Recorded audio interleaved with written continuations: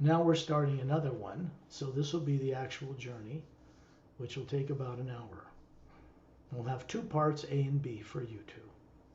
I just got this communicated to me that we need to do this because this is already hour and 30 minutes long. So we want them in two parts. The first part's preparation. Now we're going to go out in space. The two people hovering above you and showing you their perfect body forms, just like you're showing them. You've got actually four people above you. Shantial and Tonaltial above Melanie, Dantiam and Lamtiam above Penni, as Atmas. You all have these perfectly flawless, beautiful, and handsome forms, about 36. This is made of pure energy. It is not molecules or DNA. And you find yourself at 10,000 feet or 10,000 meters in the atmosphere.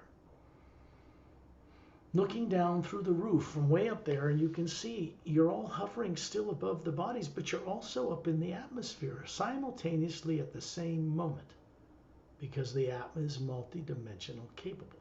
That's what each of those colored layers and function capabilities stand for. Multidimensional capability. Then you're in space. This just means that you are out in space, standing in a circle of beings around Ambassador Turellian, who stands in the center of this circle to keep people focused on constructive and benevolent and uplifting progress, so we don't get sidetracked in phenomena and space flights and ships or anything else. We're going out here to do a specific thing. And these beings who volunteer to do this do not work with money. I have to start charging for this, because I found that when this was being prepared for free, that people took it for granted, or they didn't really come forward with enough courage to take it further. They'd come and go. Life would distract them. Fear would distract them. And yet that was important for 5 years of this work, when I did private journeys that were never online, never charged money for them. Now I'm finding that people must contribute something to, in other words, get their money's worth. They must contribute something for their own co-creative awakening freedom. They have to take responsibility for their part in changing things first. Then things really change quite rapidly for people that go on these journeys.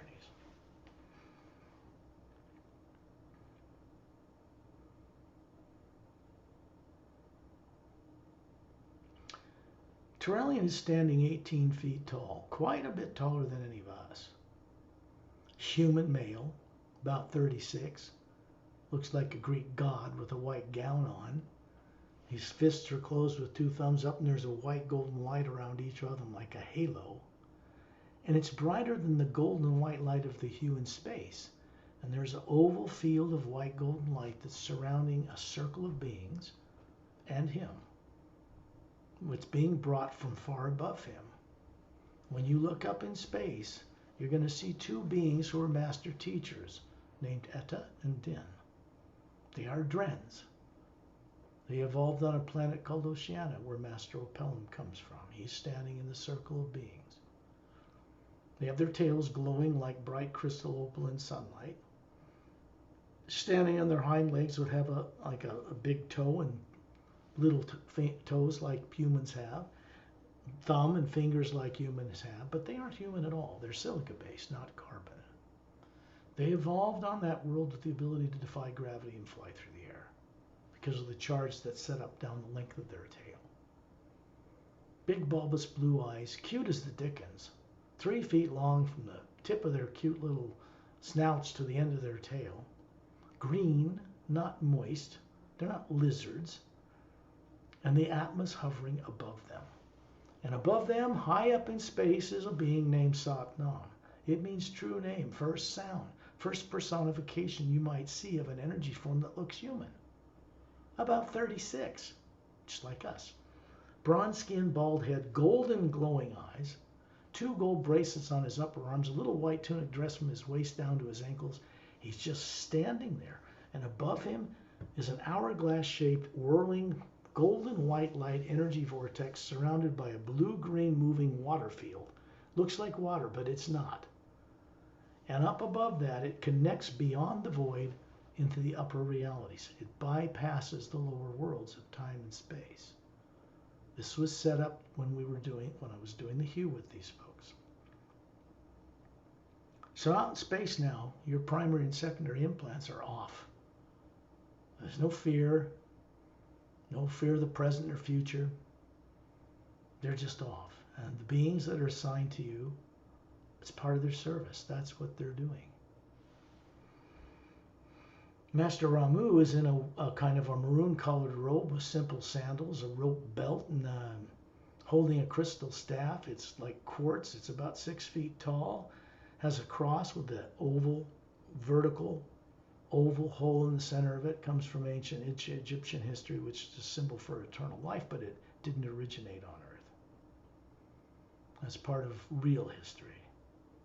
It's a symbol he uses. It's a device.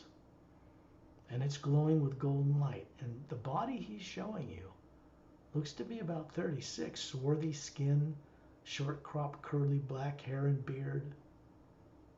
Looks like a Tibetan, but he's not. He has a body in the third higher parallel dimension on Earth. A higher Earth.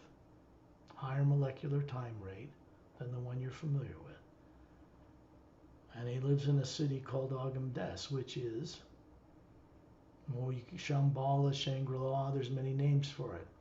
But it isn't in the Himalayas on Earth physically. It's in a higher physical dimension. And they can move between them. The body he's showing you looks to be about 36, but it's over 500 years old. Shows the age of the body he has on Earth in that higher parallel dimension. Master Opelum is human.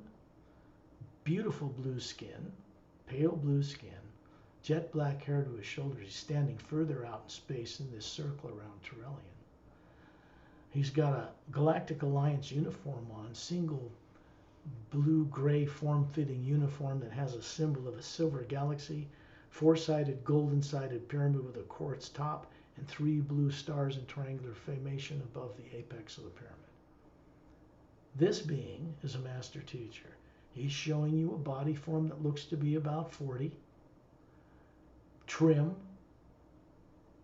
emerald green eyes, pale blue skin. He's got his hand up with webs between his fingers so you can see. He lifts his neck. There's little slits here, high up under the neck. This race of humans evolved with the ability to breathe underwater or on land. And yet we're so close in genetic structure we could mate with them. Not that they would want to, but it goes back in galactic history.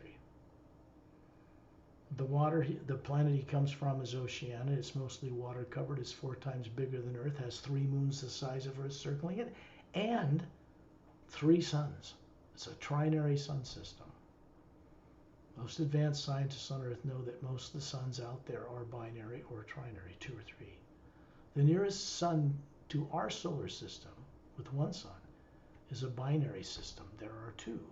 A big one with a smaller one revolving around it, and planets revolve around that. The effect this has on planetary cultures is no polar ice caps. The genetics form and evolve much more highly than on Earth. So most of the suns and planets out there are binary or trinary sun systems, not single ones like ours.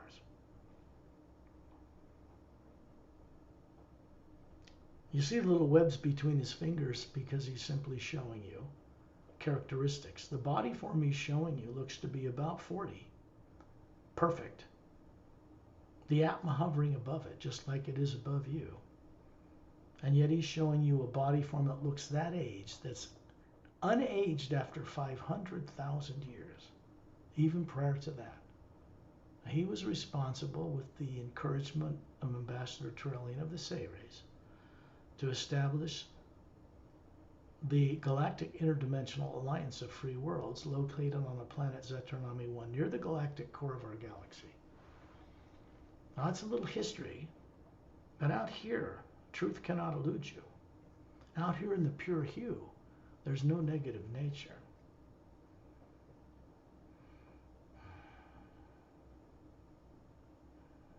Melanie has Chantel and Tonaltel standing beside her to each side. Penni has Dantian and Lamtiam standing beside her to each side. And they're turning you around. You can see the Earth in the distance with its polar ice caps and blue oceans and land and the barren moon that orbits the planet, doesn't turn on its axis, has no atmosphere to speak of, which is completely unnormal, not natural, by the way. And the sun in the distance. You can see all the billions of stars in our galaxy, big blue ones, yellow ones, giant ones bigger than our sun, little red dwarfs, great big giant red planets or red suns. And they have different ways of existing around each other. And then they're turning you around. This is the physical, pure energy form of you, the Atmos hovering above it. And they're showing you these ships that are hovering in a circle around the outside of the circle of beings that are few. Ramu, Pelham, Etta and Din, Ambassador Torellian. There are other people in this circle in different clothing, different kind of human and humanoid, some that are not so human looking, all Atmos hovering above them, and they're going on a journey up through that vortex with Satnam when we're done. The beings that remove the secondary implants are Shantial and Tonaltial and Dantiam and Lamtiam. For Penni, those have already been removed. Let's just say they've been turned off, so they circle the outside of the Atma, but they don't affect you. The primary implant is still a part of how things affect you, Penni. And since the secondary ones were gone, you've had more ability to turn away from fear than you had before, because you have more dominance over that primary implant. All Atmas, understand this, have always had the ability to master any form of negativity, technology, or beings. But they've been twisted, tortured, and manipulated to doubt and fear this, so that they can be controlled, not to remember. Tyrants who are cowards sneak around, capture people, stick them in bodies on Earth, don't tell anybody, implant people so they'll reincarnate over and over again, which you don't even need guard towers. And they're looking out at these ships. There are 3 hovering about 30 feet across next to each other out in space between the Earth and the Moon. Everything else is a white golden light that you normally see as black in a Space Hubble telescope image. For you, you see it, you hear it. It has a sound like gentle rumbling thunder with no lightning. It's uplifting. It's everywhere around us.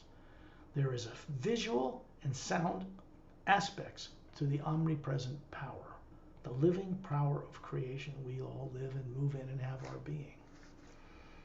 You can see through the blue-gray metallic hulls there are 3 semi-spheric pods underneath. They're very streamlined. These are modern Galactic Alliance scout craft. You can see through the hull and see there are 4 couples in each ship. 2 are sitting on a couch-like thing with their shoulder to shoulder, apparently asleep. 3 are working behind a semicircular control console filled with differently faceted, luminous crystals of the whole rainbow of colors. Hand impressions that are like palm hand impressions to guide the ship. Those 3 are standing up, waving at you, because we can see through. You still there? Keep your eyes closed if you can. Keep visualizing. Remember, don't tell yourselves you can't see this stuff, because you daydream and go to the store. It's exactly the same thing, except we're doing it on a much more expanded level out in space. No difference. It's still the Atma that sees this stuff, not the brain. The brain on Earth has no motion picture camera or movie screen to project imagination. It is not designed to do that. It has a different function. It is you that imagines anything. It has nothing to do with your brain. So out here in space, you look beside you, each of you, and Chantel and Tonaltial are standing beside Melanie, pointing out in space, and next to her is Dantian and Lamtiam. There are several couples around me. I'm standing next to Torellian now. He's still holding his thumbs up. Satnam's still up there. And as you look out in space and then look to your right and left, you realize that the two people that are asleep in two of those ships are Shantial, Tonatial, and Dantian and Lamtian.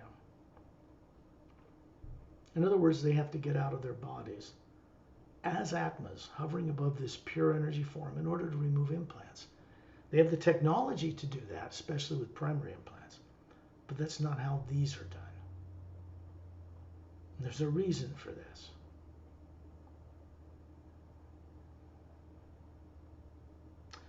When you look up and see the Atma, you are. Because this physical form you show people has eyes, ears, it doesn't breathe, it doesn't feel heat or cold from the sun or radiation. It's pure hue energy, a projection from the white core of the Atma you are. It's how we show ourselves to each other. It's how we've always shown ourselves to each other. So as you're looking up into this Atma, you can see an electromagnetic field made of a white golden light coming out the southern pole of that sphere you are, going in the north. It extends way out around the outside layer of the Atma. Implants are never in the Atma itself. It is non-nuclear, non-atomic energy, and negative things cannot be placed in it. But they can be placed in the electromagnetic field that surrounds it, which is also made of the hue, to allow that to float and be balanced in another omnipresent, powerful energy. A planet does this, a galaxy does this in the same energy. You as the Atma also floats in this other energy, except you're made of it. Planets are not. You have to understand this difference. So when you're looking up at the Atma you are, you can see, just like the one when you Google the electromagnetic field around the Earth, you can see it surrounds you identically. It also surrounds your body on the couch back on Earth. It's not a small layer of colors near your body like some psychics think. It's bigger than that. It has the same structure as what's around the Earth and what surrounds you. Implants are out in that. When you look up at this field around the Atma, you can see 3 oval white lights in a triangular pattern out around the outside of the outer layer of the Atma. In that field, there is a white beam connecting them, but it's turned off, so it's just a white light. These are turned off. For Penni, they were neutralized some time ago, but she never got to see the lifetimes that were hidden behind them. They have no negative nature, no warfare, nothing like that. Much higher IQ, much higher genetic form. And this is something you used to do long ago. So first, Penni. No, let's do Melanie first, because we're going to come back to you after we finish. So Melanie, that's not your name out here, by the way, but it's fine to use it. Melanie, Shantiel and Tonatiel are moving you, this physical form, up inside that field of energy, right up to one of these foot-wide oval spheres, 2/3 of the way out in the field of energy, outside the outer layer of the Atma. And they're taking their masculine and feminine hand, palms up, putting it in this thing and pulling it out right up to your face. And then you're moving into it. And as you move into it, you become aware that you're moving through a pink and blue, cloudy, luminous atmosphere. And then you're up in space looking down on this world. And this world is much bigger than Earth. It has no polar ice caps. There are 4 planets circling at the size of Earth with no polar ice caps in orbit at different distances. There are domed cities on the lands on these worlds. You're looking down on a brilliant, well, actually, you're looking out in space first, and you see that this planetary system is circling a binary sun system. That means 2 suns, a big blue, young, hot white star, an older, big yellow one, much bigger than Earth, and this planet and its moons, living planets, circle it in an orbit. And then you're looking down on the planet, moving through this pink, blue, luminous atmosphere. And you notice that the water vapor in the atmosphere is glowing. It's charged with the hue. When you look down on this landmass, a big continent over the equator, one on the North Pole, one in the South, the rest is all ocean. And the ocean is glowing with a emerald green light. It's glowing a foot above the ocean waves. We're going down the center of the mountainous area, in the center of this massive continent, probably 3 times bigger than the United States. And anyway, you're moving down through this towards a forest at the side of a long mountain range. In the distance, you can see what looks like a blue, sandy, glowing beach and an emerald green ocean beyond it glowing. This is a normal world, folks. Normal. Earth is not yet. And as you come down into this side of this forested area, there's a path leading around about halfway up the mountainside. Beautiful path made of little blue stones. You notice that the grass, which is a blue-green, about a foot high, the dewdrops are glowing. You can see waterfalls up ahead cascading down across your path, down into a huge, big, glowing lake. The water is glowing in the water itself. And there's a little bridge that crosses over this stream, and you walk up and over it. And then you come into a clearing. There's a fountain in that clearing, as there are in many Galactic Alliance world systems. And this fountain has a blue stone scalloped edge around it. It has a fountain of water that's a golden white light pouring upward and falling back almost like a Christmas tree shape. And it's simply pouring over the edge and into a circular pool. The pool never fills. And you're looking at these forest trees that look like giant redwood trees, like you'd find only in one place on Earth. Along the coast, an hour south of Eureka and the Earth in California, or up in the High Sierra above Sacramento, north of Visalia. These 2 forested areas, they look like giant redwoods, but the bark, which is red, has a pale glow to it. And you're looking at these branches that come out with these blue-green needles, and they're all glowing. So these trees have sap and water that runs up them that is charged with the hue. The hue is the omnipresent energy that supports all creation in the lower worlds and upper realities. This is a normally charged world. You won't find people with implants or subconscious minds here. And so you're walking up to this fountain. And the first thing you do is reach your hand into it and pull out one little cupful of this water. And you throw it on your body form. It gets absorbed into that form, which looks like a blonde woman, long hair down your back, about 6 feet tall, the longer neck than a human, longer fingers, very beautiful, about 25 looking. You have long ears, they're pink, and you have these emerald green eyes, and a skin that looks like pale, pale, pale blue, slightly ivory-colored moonstone glow to it. And this goes into your nervous system, and you look up, it goes out the top of your head and goes into the Atma, because here in this lifetime, you know what you were. It's a body you ran for 7,500 years. Long ago, 367,000 years ago in galactic history. It is a planet called Siswanton.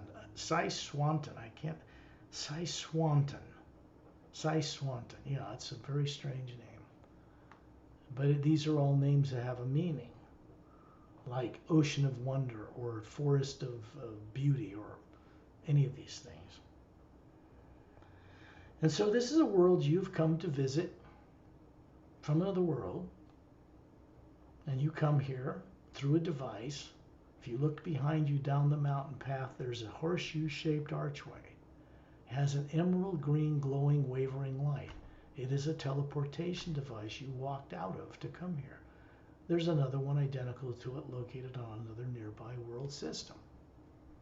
It's just Galactic Alliance technology. No big deal. They had that then. So here you are near this fountain. This energy has charged you. It's gone up into the white core of your being and made those teardrop layers brighter. And you find yourself out in space, coming out of this oval white sphere where the secondary implant of terror and torture was turned off by Chantil and Tontiel. And then the two of them simply breathe the hue onto this white oval sphere and disintegrate it into pink and blue particles of light that quickly become part of the hue around us. Now, the implant is disintegrated. The memory, however, remains turned on in the teardrops in the Atma you are, hovering above the pure body form you have out in space that you show each other. Now they're moving you over to the one on the right side of the electromagnetic field, a secondary implant structure. And they're moving you up and putting their hands under it as before, pulling it out of that energy field, and you move your face down into it. And this time, you are walking on a sandy beach. It has a golden sandy color to it. There's a blue, turquoise blue, radiant ocean out in front of you. It's miles long in a big curve. You look behind you and there's a semicircular mountain range behind you. There are 3 domed cities in triangular pattern. There is a snake-like glowing blue river that flows between them, and it goes to another curved mountain range in the distance. And as you're walking along this glowing sand, there are several types of animal creatures, I can use other words, they're not animals, that are approaching you, that you have hundreds and hundreds of years of relationship with. You're walking along in a very tall, stately, feminine body, about 30. It has a longer neck, longer toes, longer feet, very well dressed. There is a little Galactic Alliance symbol on your right chest area. You have longer ears, longer earlobes, very beautiful. They turn out away from the head. The skin is a pale green. The eyes are like an emerald pupil with a golden color around them. Long silver blue hair down your back. And when you walk like kind of like a swan. And you're simply being approached by animals. No, I don't want to say animals. Fellow beings that are non-human. First thing you notice is an Atma hovering above these forms. And they're coming toward you, hovering above the sand, about 4 feet. And so they're able to levitate. These are beings that know how to make their body levitate. They're not like drens. They don't have glowing tails. And these beings come up to you that look kind of like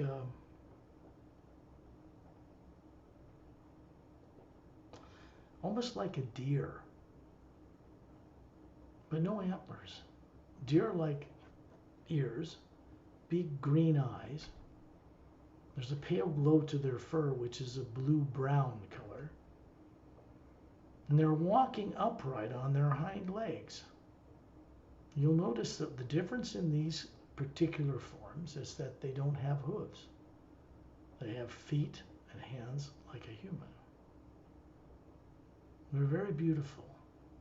Longer noses like a deer. They have 2 youngsters by their side, a somated pair. They're coming up, and the first thing you do is embrace each other. You just embrace. You start talking telepathically. They have vocal cords. You already know they're an Atma, just like you running this higher genetic form. So you've come here to visit them as you've done for hundreds of years. They are advanced scientists. You happen to also be a scientist, as many people on Earth were. And your area of expertise is biology, the evolution of different forms of life that Atmas run, a Galactic Alliance scientist. When you look in the sun at the sky, you can see that this is a trinary sun system. Big yellow sun, gigantic, way in the distance. smaller blue one behind it, and a red dwarf beyond that. There are 2 planets circling this bigger world. This is located 2/3 of the way toward the galactic core in the spiral arm next to the one where Earth is. It's part of the Galactic Alliance. This is almost 470,000 years ago. You lived for a little over 10 or 11,000 years in that life before you voluntarily left to go do something else, in which case you would have stepped out of that body. It would have been disintegrated into the pure hue by you, and you would have moved on voluntarily for whatever reason. You find yourself in space coming out of this oval white sphere. Shantiam, Tonatiam are simply pointing their index finger at it, and it collapses in on itself and vanishes in a puff of blue powder, becomes part of the golden white light around us. And then you're standing there. They're standing beside you. You're looking up at the Atma. And as they point their fingers at it and it's disintegrated, you realize you now have access to this lifetime, can explore it later. It is awake now in the Atma. It's no longer an implanted, suppressed memory that surrounds the outside of the Atma that was connected to your nervous system on Earth. This is permanent. And they move you around to the backside in space, to the Atma, to the electromagnetic field surrounding that side. And there's a third one. So we're moving you up into that, but this time they place their hands, palms up under your own hands. And they're having you reach into it with their help and pull this last one out yourself and bring it up to this pure human woman energy face that's flawlessly beautiful. And as you move into it, you are in a type of craft. It is a 10-mile-long cylindrical Galactic Alliance ship, like the Emerald Star Cruiser that is permanently for now stationed in the rings that circle the planet Saturn in our solar system. Those rings, 1.5 miles thick, are made of frozen water. This ship is much, much longer. It's one of the bigger ones. It travels between galaxies and across the stars. There are whole self-contained ecosystems within such craft. They have long cylindrical shape, observation portals along the meridian of the equator of the craft. There are bridge control rooms on each end, no open launch bay doors. Ships simply raise their molecular time rate, go through the hall, and land inside. So you're up in the bridge control room and you're looking toward a field of stars. The field of stars in this particular life was what we call the Pleiades area. And you're approaching these big blue giant stars and passing beyond them very quickly. And you're standing in a chair, or you're actually sitting in a chair with a projected view screen, a holographic screen around you. There are many personnel, men and women from different races. There's a commander standing up in the middle of the room. And you are doing some things to guide the ship as a kind of a pilot. You're obviously wearing a Galactic Alliance uniform. At this time, the Galactic Alliance was fairly new in thousands of years. But it was already established. The Great War that happened 500,000 years ago ended 25,000 years earlier, kind of thing. You're moving towards a planet called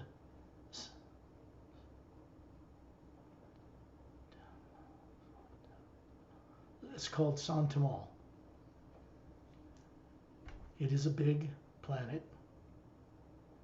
It's 4 times bigger than Earth. It's surrounded by a trinary sun system, which has a big yellow sun, a smaller yellow sun, and an even smaller yellow sun. And this planet and its 5 moons, alive with light, circle this big planet. And the ship is stopping in orbit above this world. Down on the world system, you see 3 continents centered over the equator. You have almost a pinkish blue ocean, luminous, glowing on that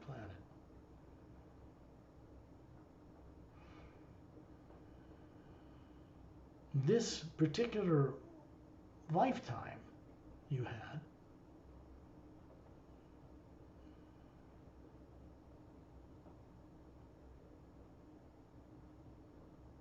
has to do with being part of a very highly trained intelligence. The time you were a 10-year-old, you had the equivalent of 10 PhDs on that world in that lifetime. You lived for many thousands of years, working in many areas of science. All people on Galactic Alliance ships are cross-trained. If you're a biologist, a botanist, an expert in interdimensional doorway travel, anti-gravitic fields of energy, whatever it might be, genetics, they're all trained to pilot the ship. They're all cross-trained for obvious practical reasons. And because they have photographic minds and are telepathic, and they don't have any subconscious minds, they can learn and do things so much differently than people on Earth.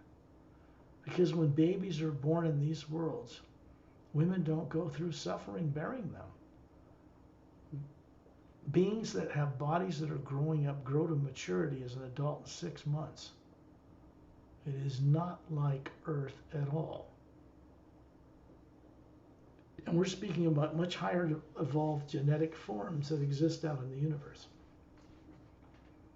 So when you find yourself coming out of this one,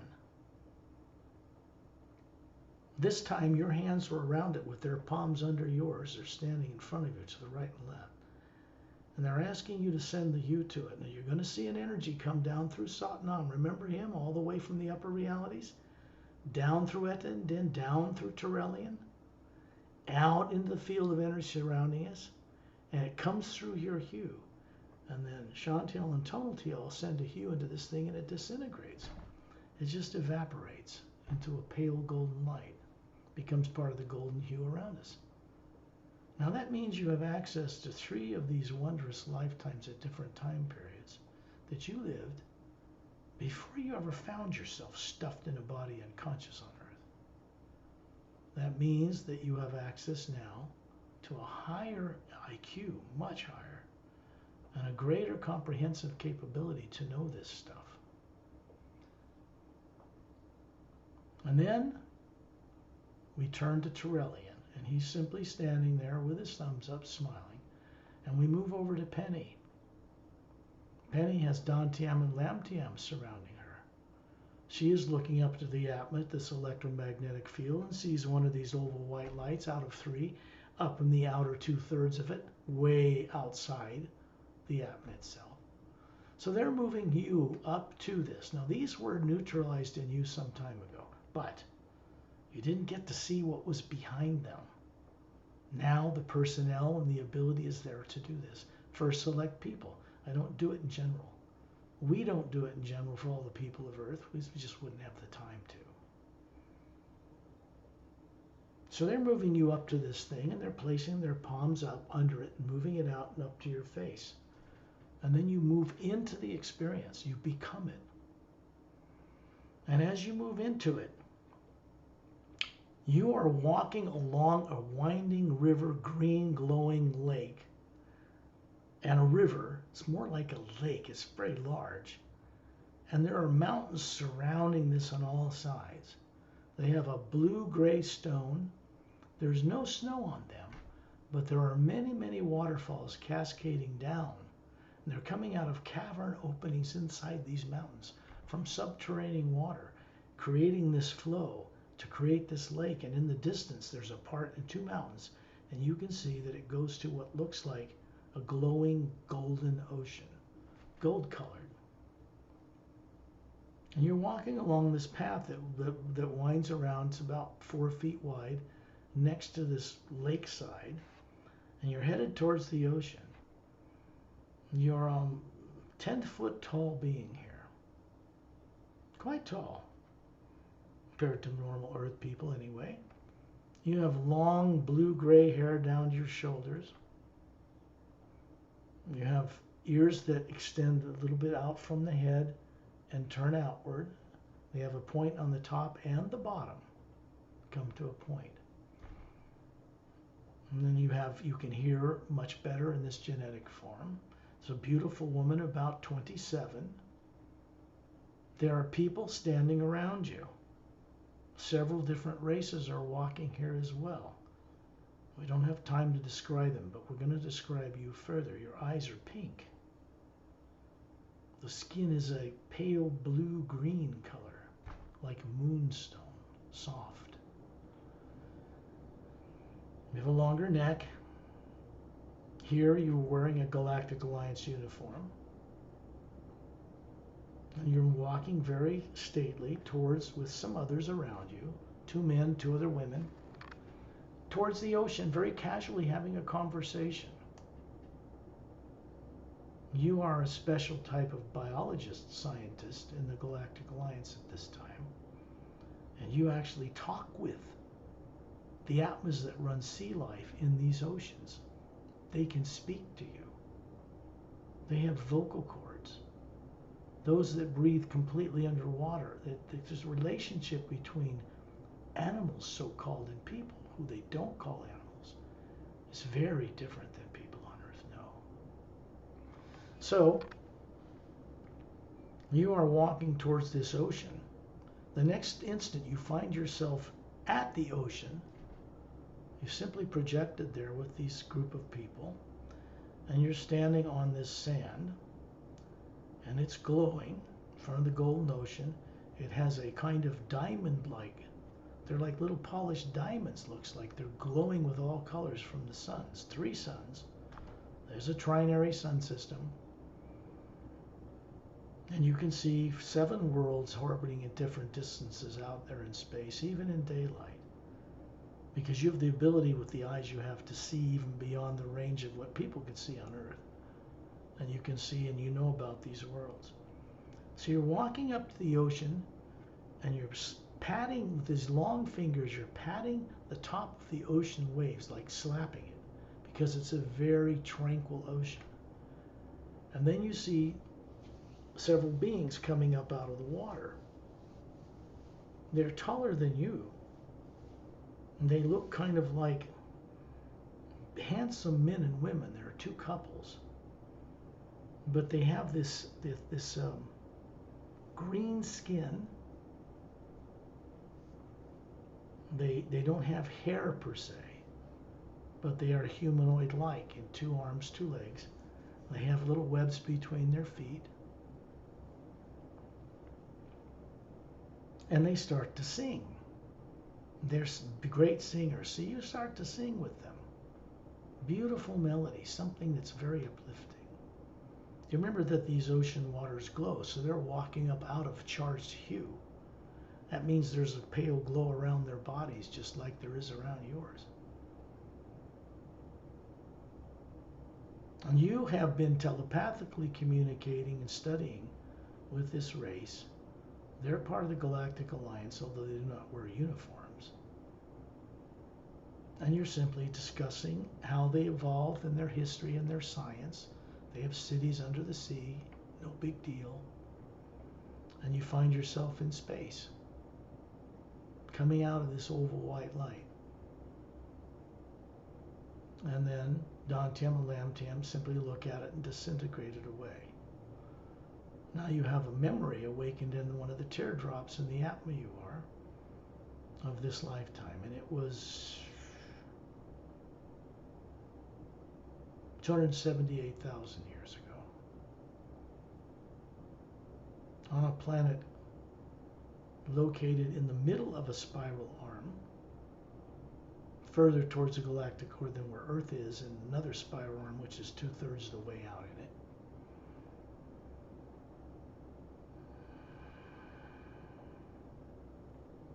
It's a planet called Chantranal. Chantranal. It just means radiant ocean.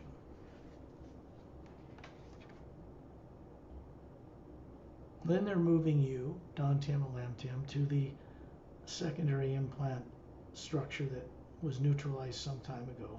And they're moving you up to putting their hands under another one in the right side of the electromagnetic field that surrounds the outside of the atma, and then you're moving your face into it. And this time, You are sitting in a circle of beings on a huge rectangular type of embroidered rug on a green grassy field in a clearing of trees that look like a cross between a weeping willow tree and there's another type of tree that looks like that. But it has glowing leaves. They're in a circle. There's a surrounding forest around you on this planet. And there are a number of beings sitting around with you on this rug. And you look to be about a young girl, about 10 years old.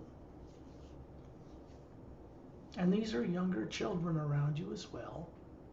But this 10-year-old looking girl is more than 80 in terms of Earth terms. Already highly trained. Already developing to be a scientist. And you guys, you are all here on a field trip. On a planet.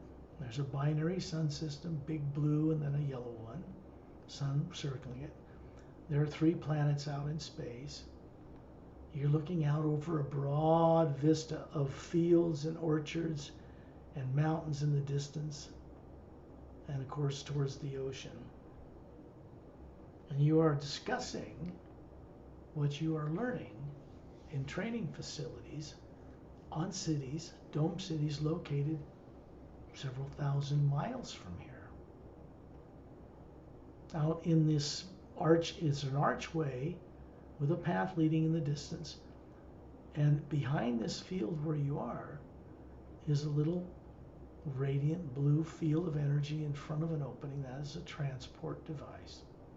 So you've all come here, and there is an instructor, a man and a woman standing in a circle outside of you, showing you things from their hands or projecting holographic images in the space above your heads. And you're looking at different technical things about science and genetics. Then you find yourself in space coming out of this life. Dantium and Lamtium simply look at this thing and disintegrate it. It dissolves into the white golden light around us. Then we go to the far side of the being you are, the Atma, and they're moving you with their hands under both of your palms face up. And you are helping to remove this last one. We know in your case those secondary implants were already neutralized, but you get to see this third lifetime. This is very rare to do this kind of thing. But they all want to do it. Satnam, everybody, they're all gang-ho about it. And so they move you and your face. You move right into it.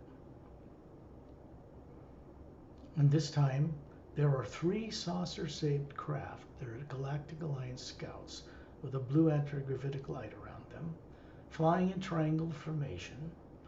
And you're moving from a planet that is a moon the size of Earth out in space to a much bigger world. There are 3 other planetary systems circling this mostly water-covered world. None of them have polar ice caps. And you are flying down into this luminous blue atmosphere. These clouds are actually blue-gray, highly charged. The ocean is luminous blue.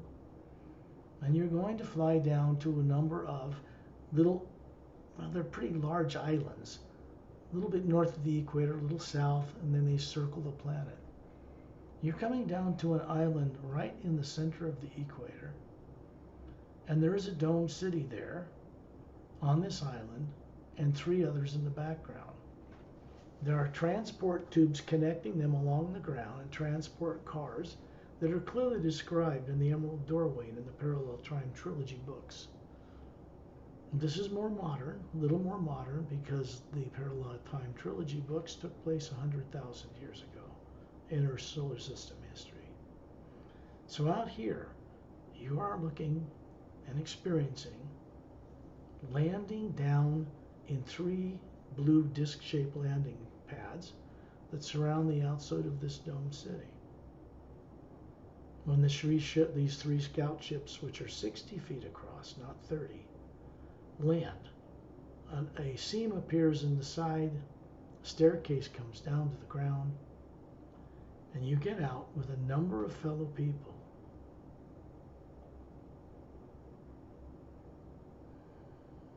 As you walk along this luminous blue path, happens to be blue, you're moving towards an archway in the side of the base of this dome.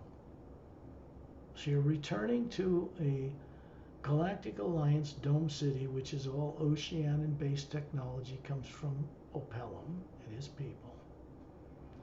This planet is called Cephalon 1, meaning there are a number of others, and it circles a trinary sun system. If you can guess what the color of those suns are, you can see in the daylight sky.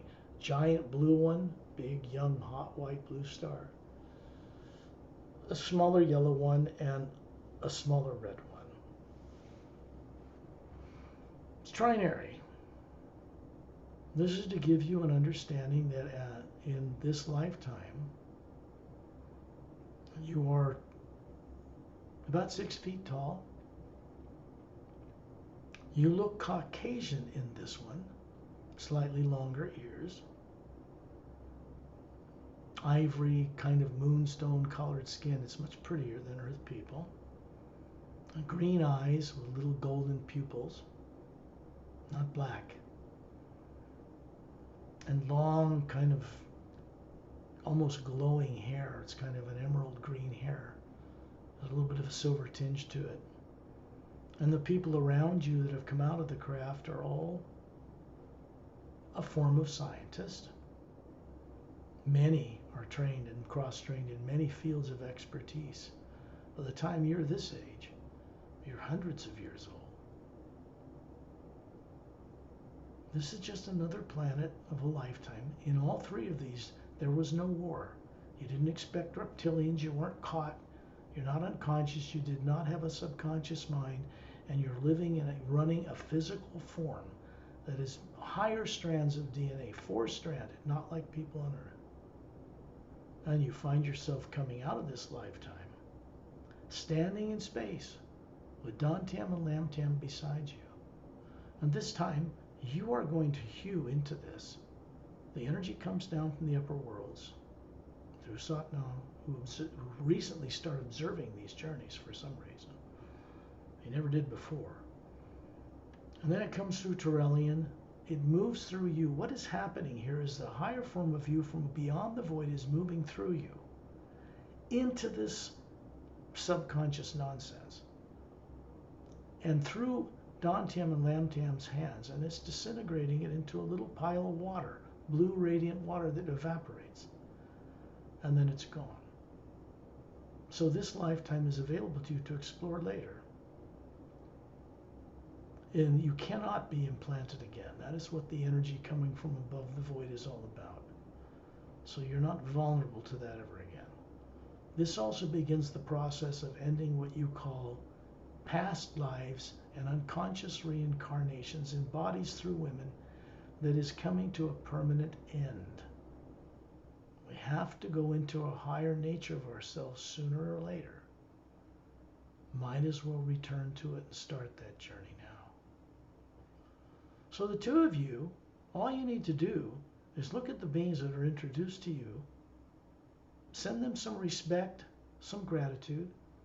They already do this for you. And thank Terrellian. I would say give a little nod of thanks for Satnam for even showing up here. We go and visit with that guy and others when we go on the longer journeys. Now you find that Chantiel and Tonaltial hovering near the ceiling above you, Melanie, Dantam and Lamtam hovering above the ceiling near you, Penni, and you showing them this perfect self. You see this white golden light come down through the ceiling, right through you, into and through the pineal gland of the body sitting on the couch, out into the electromagnetic field, which has none of these secondary implants in it now. It still is a primary implant of the northern part of the atma and southern part. They look like golden-sided pyramids with a quartz top. They're very pretty. You wouldn't want to get rid of them, but they are turned off. They're still there. And at a later time, you know that you will co-create with these people that were introduced to you here a way to go and look into that primary implant. I may guide you on those journeys. We just started doing that. The first one was a man named Virgil in the U.S. who got to look into that primary implant and begin to neutralize its effects upon him. So this is coming up in your future. Understand this energy moves down through you for your benefit, but it continues out into space all the way back to the galactic core of the axis running up down the center of the Milky Way galaxy. And it goes back up to the source. It never stops moving. It moves through you for your benefit and onward for the benefit of others. You become a co-creator with the source at this moment. It's never in the future. It is right now. We are beings that are not part of time and space. We never have been. When we start connect this way to the you, it is permanent. It cannot be reversed. Think of it this way.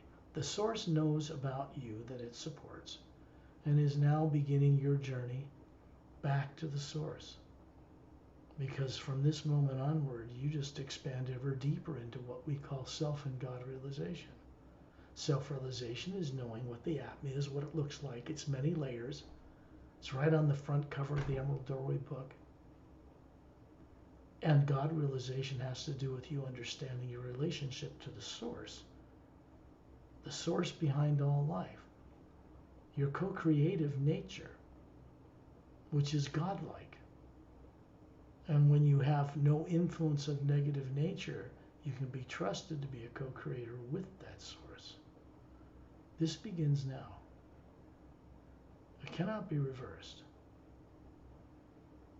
And then when you're ready, open your eyes, both of you.